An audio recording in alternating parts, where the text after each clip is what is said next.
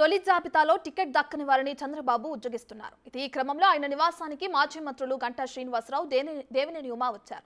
తొలి జాబితాలో వాళ్ళిద్దరికీ సీట్లు దక్కలేదు. మరి రెండో జాబితాలోనైనా ఉంటాయా, పొత్తు సర్దుబాటులో గల్లంతవుతాయా అనే ఉత్కంఠ నెలకొంది. ఈ నేపథ్యంలో చంద్రబాబుతో వారిద్దరూ భేటీ అయ్యారు. ఇందులో దేవినేని ఉమా సమావేశం ముగిసింది. చంద్రబాబు ఏం చెప్పారనే దానిపై ఆసక్తి నెలకొంది. మరోవైపు చంద్రబాబు మాటే శిరోధార్యమని భేటీ తర్వాత దేవినేని ఉమా చెప్పారు.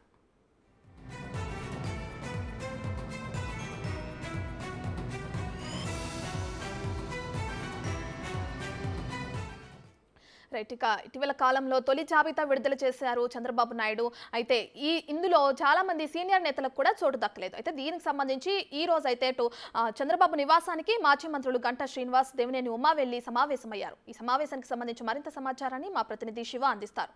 సో శివ, ఇప్పటికే చూసుకుంటే దేవినేని ఉమాతో అటు చంద్రబాబు సమావేశం ముగిసింది. వీళ్ళ భేటీ తర్వాత ఈసారి రెండో లిస్టులో అయినా దేవినేని ఉమాకి చోటు దక్కుతుంది అనుకోవచ్చు అంటారా?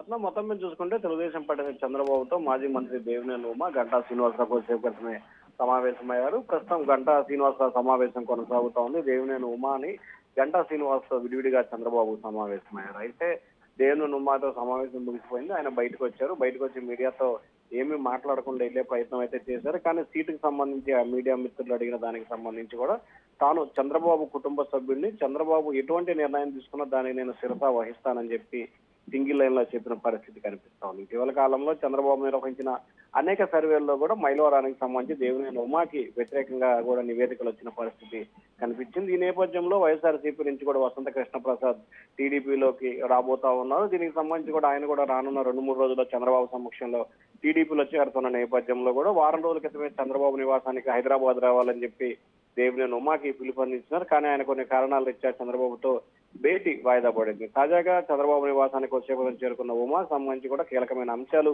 వీరి మధ్య చర్చకొచ్చినట్టు తెలుస్తా ఉంది. రానున్న ఎన్నికల్లో వైఎస్ఆర్సీపీని గద్దె దించడమే ఏకైక ధ్యేయంగా మనం కలిసి పనిచేయాలి. ఇప్పటి వరకు గతంలో ఎమ్మెల్యే గెలిచావు, మంత్రి అయ్యావు, అనేక సందర్భాల్లో కీలకమైన బాధ్యతలు నిర్వహించావు. కానీ ఇటువంటి కీలకమైన సమయంలో కూడా త్యాగాలు చేయాల్సిన అవసరం ఉంటుందని చెప్పి కూడా చంద్రబాబు ఉమాకి నచ్చ చెప్పినట్లు కూడా తెలుస్తా ఉంది. ఈ నేపథ్యంలోనే చంద్రబాబు చెప్పిన దానికి కూడా ఉమా సానుకూలంగా స్పందించినట్టు తెలుస్తోంది. ఈ నేపథ్యంలోనే ఉమా చంద్రబాబు నివాసం నుంచి కూడా తిరిగి వెళ్లిపోయారు. సో ఓవరాల్ గా ఎన్టీఆర్ జిల్లాకు సంబంధించి 7 అసెంబ్లీ నియోజకవర్గాలను గెలిపించే బాధ్యతని చంద్రబాబు ఉమాపై ఉంచినట్టు కూడా తెలుస్తా ఉంది. రత్న. రైట్ శివ, అయితే దేవినేని ఉమా టీడీపీలో ఎంత కాలంగా కొనసాగుతున్నారో, ఎంత సీనియర్ నేత టీడీపీ తరపున అనేది కూడా మనందరికీ తెలుసు. ఈ భేటీ తర్వాత ఈ చంద్రబాబు నాయుడు ఈసారి నెక్స్ట్ టైం ఆయనకి సీట్ కేటాయించకపోయినా దేవినేని ఖచ్చితంగా టీడీపీలోనే కొనసాగుతారు అనుకోవచ్చు అంటారా? ఖచ్చితంగా చంద్రబాబు నాయుడుకి సంబంధించి కూడా వేరే విధేయుడిగా ఉంటున్నారు దేవినేని ఉమా. ఎందుకంటే గతంలో 2014 నుంచి 2019 వరకు తెలుగుదేశం ప్రభుత్వంలో దేవినేని ఉమా ఇరిగేషన్ శాఖ మంత్రిగా 5 సంవత్సరాలు బాధ్యతలు నిర్వహించారు.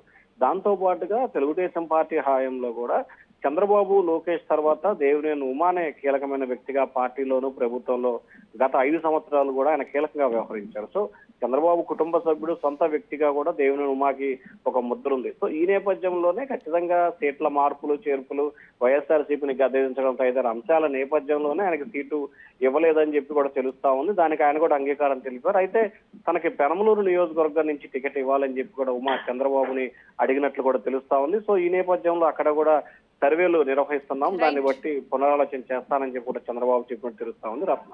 Right, thank you Shiva.